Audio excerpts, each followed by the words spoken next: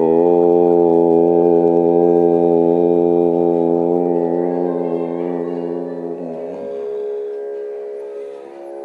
नमः परमहंसा स्वादित चरण कमल चिन्ह मकरंदाय भक्त जन मानस निवासाय श्री लक्ष्मी नारायणाय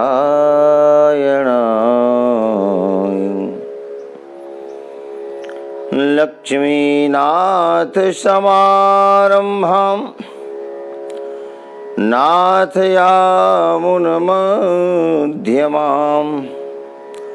स्मराचार्यपर्यन्तां वन्दे गुरु परम्पराम्। बोलिए सच्चिदानंद भगवान की जय, बाल कृष्ण लाल की जय, राधा रानी सरकार की जय। जय जय श्री राधे, जय जय श्री राधे, जय जय श्री राधे। सर्वेभ्यो देवेभ्यो नमः, सर्वेभ्यो ब्राह्मणेभ्यो नमः, मातृपितृचरण कमलेभ्यो नमः।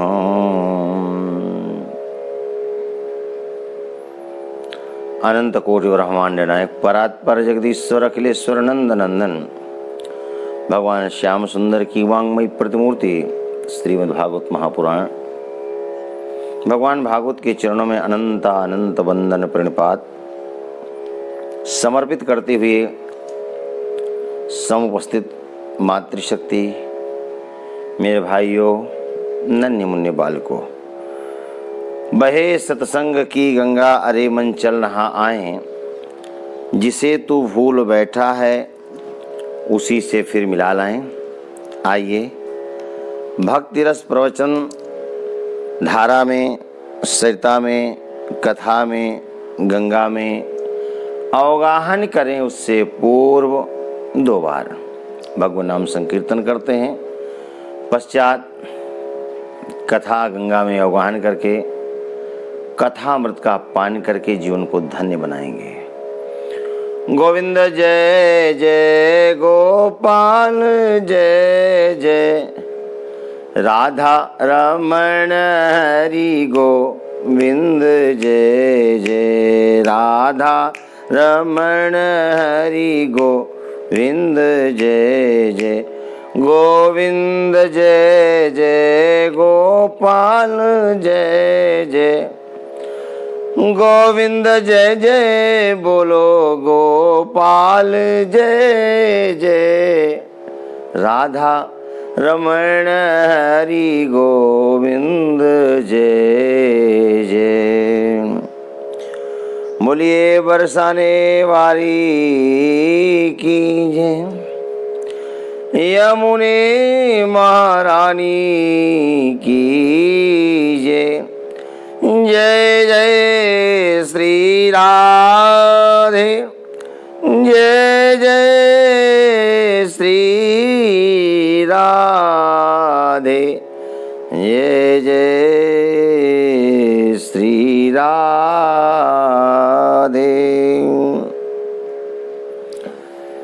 धन्यास्ते कृतिनः पिबन्ति सततं श्रीरामुना मामृतम।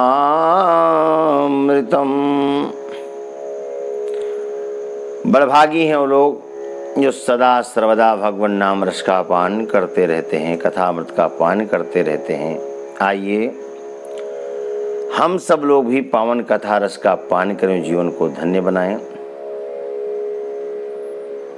भगवान कपिल महादेवहूति को दिव्य सांख्य शास्त्र का और भक्ति शास्त्र का उपदेश कर रहे हैं।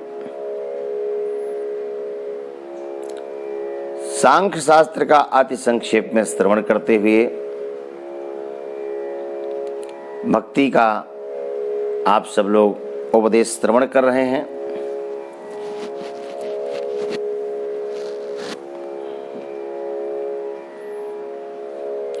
योग के 8 अंग हैं, कल आप लोग श्रवण कर रहे थे। यम, नियम, आसन, प्राणायाम, प्रत्याहार, ध्यान, धारणा और समाधि। साधक को चाहिए अहिंसा सत्यमस्तेयं यावदर्थ परिग्रह ब्रह्मचर्यं तपः शौचं स्वाध्यायः पुरुषार्चनम्। साधक को चाहिए, भक्त को चाहिए कि मनसा वाचा कर्मणा, मन से, वचन से, कर्म से, यूं कहिए शरीर से किसी जीव को नहीं सताए। भक्त को चाहिए, साधक को चाहिए किसी को सताए नहीं। सताना भी हिंसा ही कही जाती है। और सत्य बोलना, चोरी नहीं करना, आवश्यकता से अधिक वस्तुओं का संचय नहीं करना साधक के लिए कहा गया है। और ब्रह्मचर्य का पालन करना और तपस्या करना, बाहर भीतर से शुद्ध रहना, अध्ययन करना और भगवान की पूजा करना, संयम करना, उपासना करना परमात्मा की, ठीक है। साधक को चाहिए शुचौ देशे प्रतिष्ठाप्य विजितासन आसनम तस्मिन् स्वस्ति समासीन ऋजुकायः समाभ्यसेत। साधक को चाहिए कि सबसे पहले आसन पर विजय प्राप्त करे। हमने द्वितीय स्कंद के प्रारंभ में ही कहा था कि मरणासन्न व्यक्ति को घबराना नहीं चाहिए। जो हर क्षण हर पल मर रहा है अथवा जो योग युक्त है, जो साधना परायण है, उनको चाहिए कि आसनजित बने। एक आसन से कई कई घंटों तक बैठने का अभ्यास करना चाहिए। जितासन, आसन जित हो। फिर प्राणायाम करके श्वास पर विजय प्राप्त करे। वायु, श्वास वायु को रोके। इससे करना का होता क्या है? हृदय पवित्र होता है। फिर कुश आसन हो अथवा चर्म, मृग चर्म का आसन हो, उसमें बढ़िया बैठना चाहिए, सीधे होकर के बैठना चाहिए। फिर पूरक कुंभक रेचक प्राणस्य शोध एन मार्गम पूर कुंभक रेचक। पूरक कुंभक रेचक अथवा रेचक कुंभक पूरक, इसके द्वारा प्राणायाम करना चाहिए। प्राण वायु को शुद्ध करना चाहिए। मन शुद्धि होनी चाहिए। साधक के लिए कहा गया है।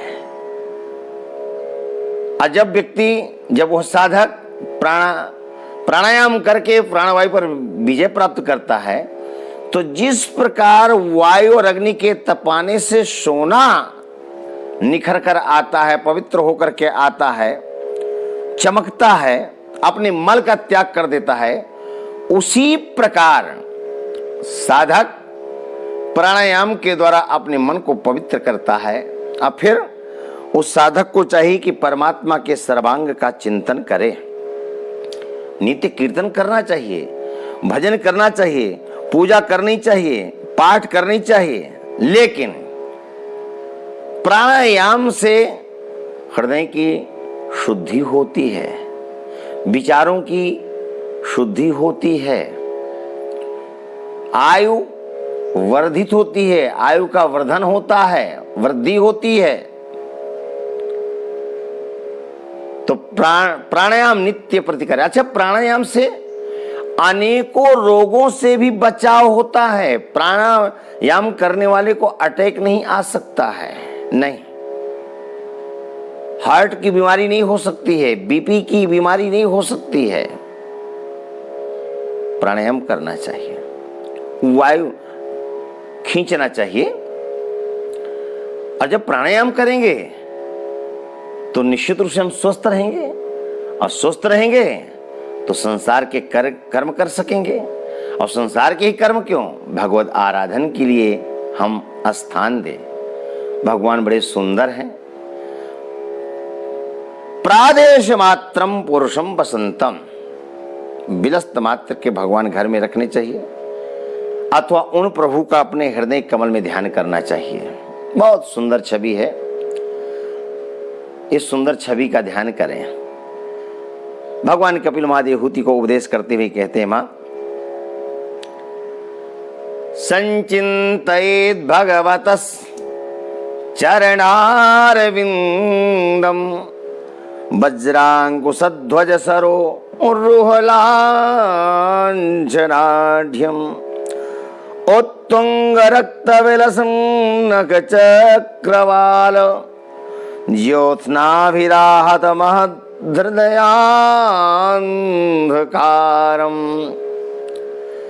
संचिन्तयेत् भगवतस् चरणारविंदम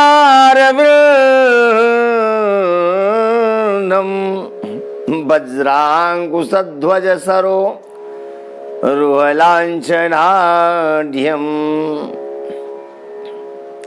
चरणारविंदम, भगवान के सर्वांग का चिंतन कैसे करना चाहिए? शिखा से लेकर के नख पर्यंत, बोले नख से लेकर के शिख पर्यंत करना चाहिए।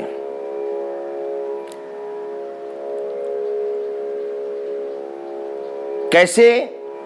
प्रभु में मन लगे, प्रभु चरणों में मन लगे, प्रभु के मुख कमल का दर्शन कैसे करें, भगवान के सर्वांग के प्रति हमारी आसक्ति कैसे बढ़े, इसका हमको पूरा प्रयत्न करना चाहिए। ध्यान के द्वारा, प्राणायाम के द्वारा। संचिंतयेत् भगवतस् चरणारविंदम वज्रांकुशध्वज सरो रुहलांछनाढ्यम। नख से लेकर के, पैरों के नख से लेकर के शिखा पर्यंत परमात्मा का ध्यान करना चाहिए। अरे बोले भाई, परमात्मा का मुख सुंदर है, सुंदर मुख का दर्शन कराओ, बाद में चरणार बिंदों तक लेकर के चलो ना। बोले नहीं, जगत के बड़े सौंदर्य को देख लिया, मन रमा क्या कहें? क्यों रमे नहीं? क्यों नहीं रमा पाए मन को? मन क्यों नहीं रमा? इसलिए कि मन चंचल है, और चंचल मन एक सुंदरता को देखता है, दूसरे सुंदरता को देखने के लिए आतुर हो जाता है।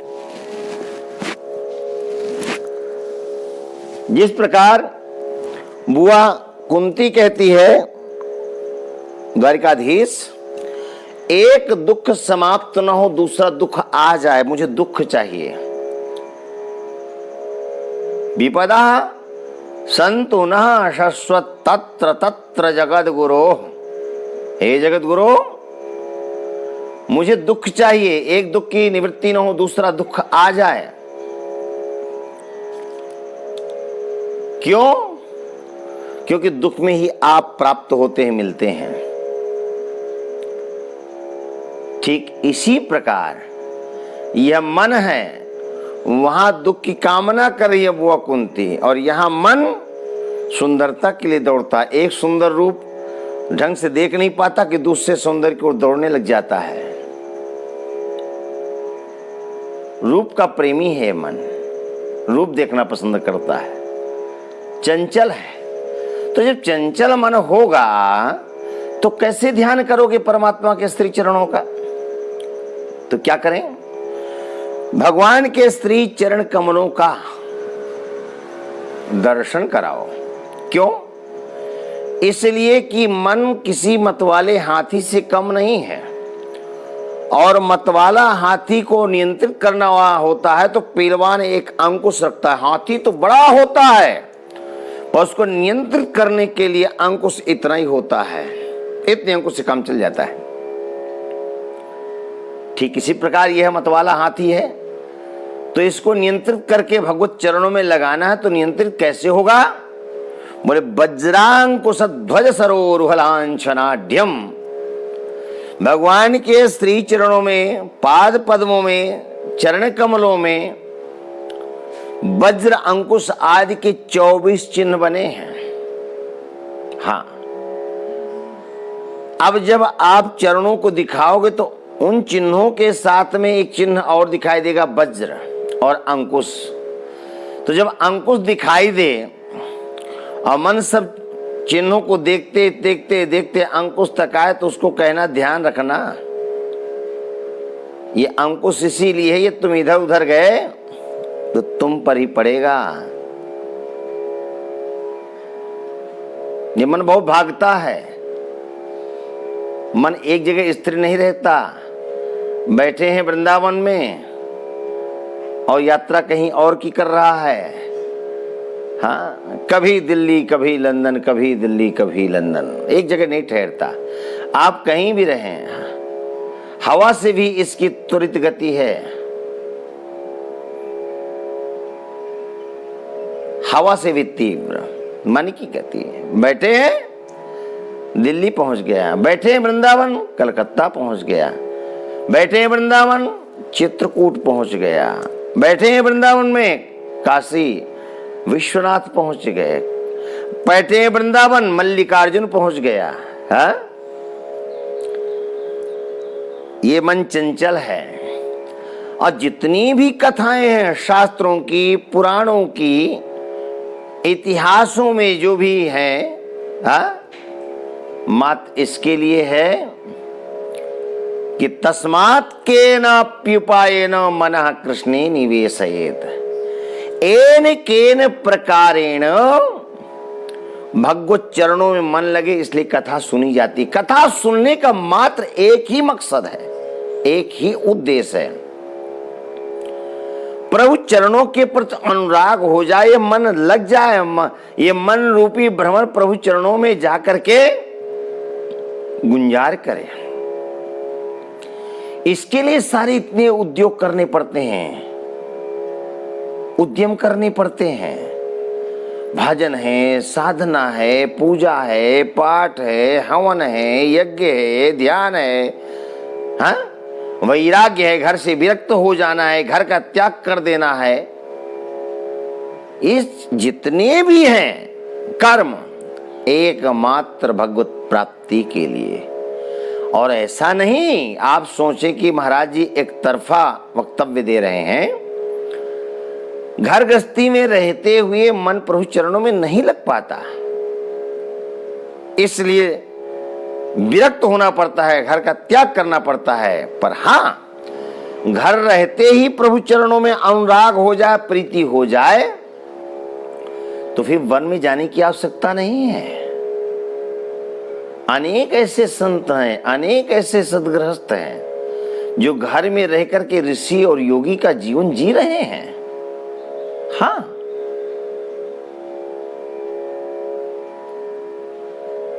हमारे संपर्क में अनेक विद्वान संत हैं, सब साधना परायण हैं, कोई स्वाध्याय परायण हैं, जिसका जो अपना स्वरूप।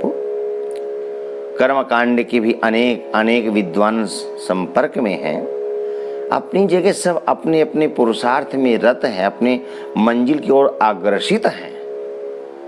लेकिन उन सब में एक और विद्वान हैं जो हैदराबाद तेलंगाना में रहते हैं। तो वो गृहस्थ हैं, गृहस्थ हो करके भी वो परम विरक्त हैं, परम विरक्त हैं। आज से तकरीबन 18 वर्ष पूर्व यदि बाद में भी होकर आए हैं तो 18 वर्ष पूर्व हम गया जी गए थे। हैदराबाद से हमारे भक्त लोग थे तो हम भी गए थे। त्रिदिवसीय हमारा प्रवचन भी हुआ था।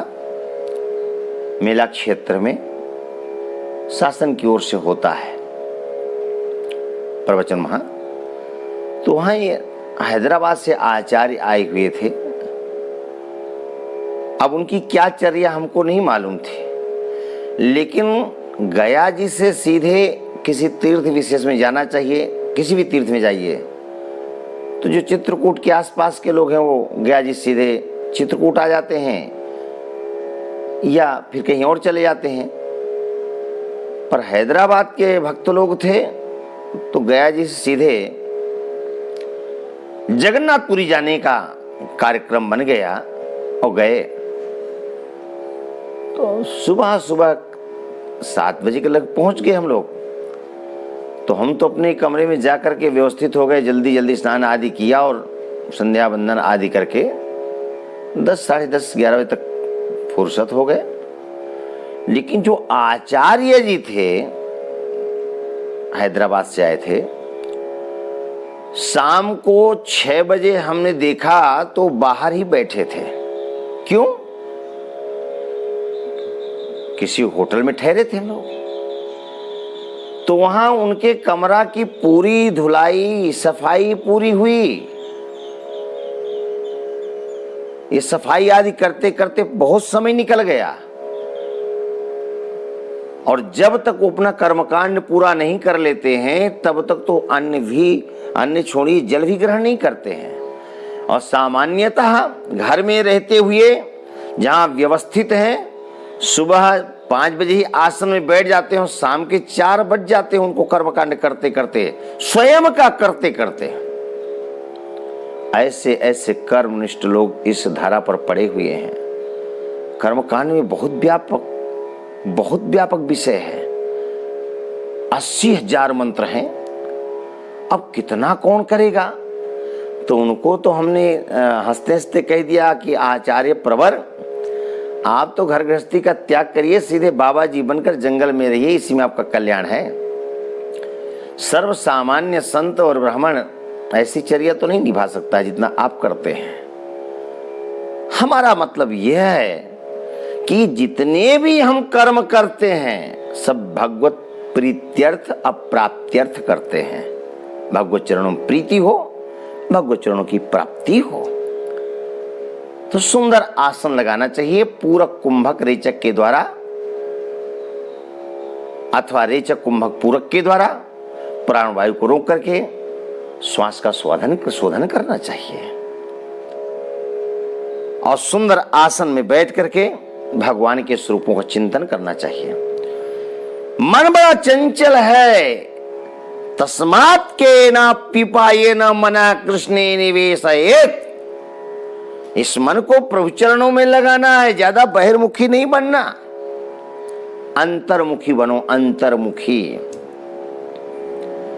और जो तीर्थों में है उनके लिए तो पूछना ही क्या हो। तो भगवान के नित्य निकुंज में है, नित्य लोक में है, तो उनको तो कुछ और ज्यादा कुछ करना ही नहीं पड़ता। बैठ करके माला लेकर बैठ जाओ, जपते रहो।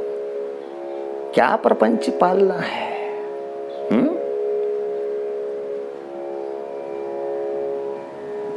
संचिंतयेत् भगवतश्चरणारविंदम वज्रांकुशध्वज सरोरुह लांछनाढ्यम। मन रूपी मतवाले हाथी को दिखाओ।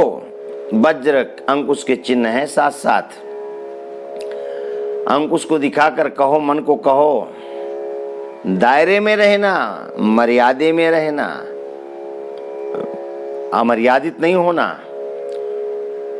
यदि इधर उधर गए अंकुश का प्रहार पड़ेगा। डराना, फिर प्रभु के सर्वांग का चिंतन करना। कैसे? जैसे छोटा बालक दवा नहीं खाता तो माँ उसको कहती है, बेटा तुझे लड्डू दूंगी, तुझको तेरी पसंद कैडबरी दूंगी, तुझे तेरी टॉफी दूंगी, तुझे चॉकलेट दूंगी, समझाती है। अच्छा दवा कड़ू नहीं होती है, हम लोगों ने बना लिया है। दवा से ज्यादा कड़वी तो मैगी है, पिज्जा है, और भी न जाने क्या क्या बच्चे खाते हैं। इतनी कड़ू, इतनी तीखी चीज खाते हैं कि पूछो मत। उसको तो खा जाएंगे, पर दवा मुंह में डाल के, पानी में डाल के एकदम निगल जाना है, उसमें इतना इतना रोते हैं बच्चे, इतना दुख मानते हैं मानो उनको हम जहर पिला रहे हैं। अरे भाई, स्वास्थ्य लाभ के लिए दवा खिलाई जा रही है। माँ हो या पिता हो, कोई दवा खिलाता है, बच्चे के दोनों हाथ पकड़ना पड़ता है। कई बार तो माँ कहती मैं हाथ पकड़ रखी हूं तो मुंह खोलो, मुंह खोल कर पानी डालते हैं। अब बच्चा चीखता है, चिल्लाता है। बहुत माता पिता ने समझाया लेकिन माना नहीं, पर बीमार था तो जबरदस्ती दवा दी गई। और दवा देने के बाद फिर रो रहा है, ऐसा लग रहा है मानो जहर ठूंस दिया हमने। तो माता पिता फिर कहते क्या खुश कैसे हो? तो फिर शहद लेकर के मुंह में चटाते हैं, शहद चाट लो। हाँ, तो रोता जाता है बालक, नाक बहती जाती है, आंसू आते जाते हैं। माँ है थोड़ी थोड़ी शहद चटा देती है, अथवा उसकी पसंदीदा जो वस्तु है जो बालक पसंद करता है वो खिलाता है। बालक दवा खाए इसलिए माँ हर प्रकार का अपना पुरुषार्थ करती है, प्रयास करती है, डांट करके, प्यार से। हाँ, थप्पड़ भी मारना पड़ जाए दवा खाने के लिए तो भी, क्योंकि उसका हित है उसमें। ठीक इसी प्रकार इस मन को प्रभु चरणों में लगाना है तो एन केन प्रकारेण जैसे भी हो, यदि प्रेम से मान जाए तो अच्छी बात है, सहज में लग जाए। अच्छा, सहज में लग जाए तो उसका स्वरूप क्या है? बोले उसका स्वरूप यही है कि जिस भक्त का सहज मन लगता है वो खुश मिजाज रहता, प्रसन्न रहता, प्रमुदित रहता है, आह्लादित रहता है। कभी भी कोई भगवत चर्चा होने लग जाती है तो इमोशनल हो जाता है, भावुक हो जाता है, क्योंकि भगवान का विरही भक्त है, वो प्रेमी भक्त है। वो तो हर क्षण हर पर प्रभु को पाने के लिए तैयार बैठा है। तो जब ऐसी स्थिति बन जाती है तब साधक को क्या करना चाहिए? अंकुश आदि दिखाने की जरूरत नहीं है, तभी चरण से लेकर के शिख पर्यंत चिंतन कराना है। यदि चंचल है तो अंकुश आदि दिखाओ, फिर देखो भगवान की पिड़ली कितनी सुंदर है। अब ऊपर को चलिए, फिर भगवान की घोटू कितनी प्यारी है। नेत्र बंद रखिए और नेत्र बंद करके भगवान के सर्वांग शरीर का चिंतन करिए। भगवान की जंघा कितनी प्यारी है, कमर को कहने क्या है, बढ़िया फेंट बांध रखी है, मुरली को खोस रखा है। उदर में जाते जाते देखिए क्या सुंदर उदर है, क्या त्रिवली बनी हुई है, नाभि क्या सागर की तरह गंभीर है। वक्षस्थल की ओर बढ़िए, कितना सुंदर भगवान का वक्षस्थल है, कौस्तुभ मणि की माला को धारण कर रखा है। आगे चलिए, बढ़िया कंठ आ गया, क्या सुंदर ग्रीवा है, शंख जैसे है। थोड़ी देर रुकिए, ठहरिए, आगे बढ़िए। भगवान की ठोड़ी कितनी सुंदर है, कितनी प्यारी है।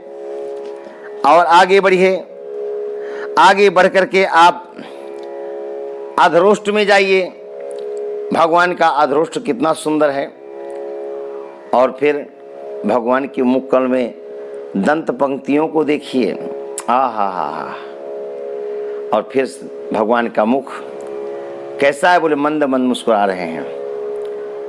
सुखदेव स्वामी कहते हैं परीक्षित, कपिल मुनि कहते हैं मां देवहूति, मैत्रेय जी कहते हैं विदुर जी,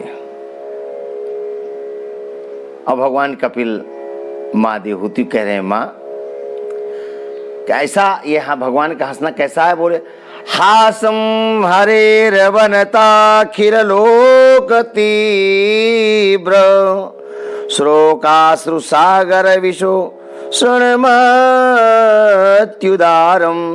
सम्मोहनाय रचितम निज मायस्य भ्रूमंडलम मुनिकृते मकराध्वजस्य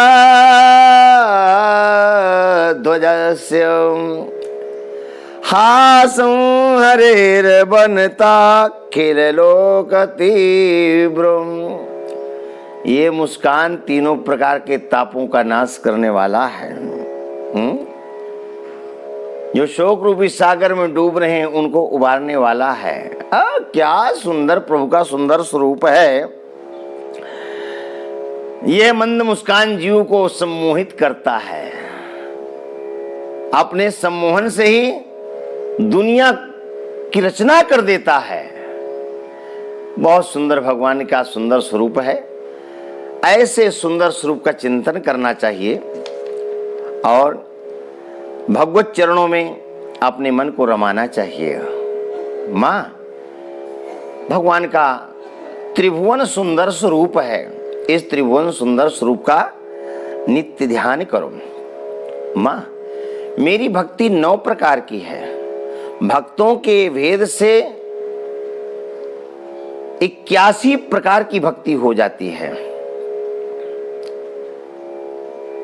सतोगुण, रजोगुण, तमोगुण के भेद से भक्ति के 81 भेद हो जाते हैं। लेकिन मां, मेरा जो भक्त है, जो मेरा ही चिंतन, मेरा ही स्मरण, मेरा ही भजन करता है, वह सालोक्य, साक्ष्य, सामीप्य जो 5 मुक्तियां हैं, यदि मैं देता भी हूं तो भी नहीं ग्रहण करता, चूंकि वो केवल मेरी सेवा ही चाहता, सेवा के अतिरिक्त तो कुछ नहीं। सालोक्य मेरे जैसे लोग की कामना करता नहीं है, हाँ? मेरे निकट रहना पसंद नहीं करता। क्या करता है? केवल सेवा, सेवा पसंद करता है। सेवा करके गदगद रहना चाहता, प्रसन्न रहना चाहता है। मां, मेरी ये भक्ति अद्भुत है और इस भक्ति के द्वारा वह जीव एक दिन मेरा चिंतन, भजन, स्मरण करते करते मुझको ही प्राप्त हो जाता है। मां, मैं प्राणी मात्र के अंदर बैठा हूं। अहम सर्वेषु भूतेषु भूतात्मावस्थितः सदा तामवज्ञाय मां मर्त्यः कुरुते चाविडम्बनम्। मां, मैं घट घटवासी परमात्मा, मैं प्राणी मात्र के अंदर बैठा हूं आत्मा के रूप में। मेरे से अतिरिक्त कुछ नहीं है। अहम सर्वेषु भूतेषु भूतात्मा अवस्थितः सदा। यहां पर ये 13 श्लोक हैं, बहुत ही महत्वपूर्ण है। इनको यदि पढ़ लिया जाए तो फिर और कुछ करने की आवश्यकता नहीं, भटकने की आवश्यकता नहीं, कहीं जाने की जरूरत नहीं है। जिस प्रकार धर्म की 13 पत्नियां हैं, उसी प्रकार यहां पर ये 13 श्लोक हैं। 13 पत्नियां, 12 क्यों नहीं? महीना तो वर्ष में 12 होते हैं। बोले तीसरे साल अधिक मास आ जाता है, 13वां महीना आ जाता है, तो 13 पत्नी मतलब 13 महीना धर्म करना चाहिए। उसी प्रकार यहां पर 13 जो श्लोक हैं, इन 13 श्लोकों का भाव यही है कि 13 महीने भगवान का भजन करना चाहिए, अथवा मेरा जो कुछ है वो सब तेरा है, तेरा तुझको अर्पण क्या लागे मेरा। 13, वैसे 13 की संख्या बहुत शुभ नहीं होती है, पर भागवत धर्म में ये शुभ मानी गई है, मंगल मानी गई है। 13 माने वैराग्य का स्वरूप भी है। लौकिक जगत में 13 दिन अशुभ माने गए हैं। पक्ष 15 दिन का होता है, पर 15 दिन में कई बार तिथियों का क्षय होने पर 14 दिन का भी हो जाता है। 14 दिन का चलता है, पर 13 दिन का हो जाता तो बड़ा अनिष्टकारक होता है। यदुकुल का जब संहार हुआ तो पक्ष 13 दिन का ही पड़ा था। अनेक बार ऐसा अवसर आता है और वह अपना प्रभाव दिखा करके रहता है। तो 13 की संख्या अशुभ मानी गई है। त्रयोदशा 13वीं खाने के लिए सब ब्राह्मण लोग तैयार नहीं होते हैं। अरे भाई आप हमको 13वीं में बुला रहे हैं? नहीं, जबकि वहां ब्राह्मण जीवने का विधान है। कुछ लोग कहते हैं कि हम स्वीकार नहीं करते हैं आदि आदि, लेकिन 13 की संख्या कहीं ना कहीं मोक्ष का भी स्वरूप है, बड़ी कल्याणकारी है। कोई सेठ जी थे,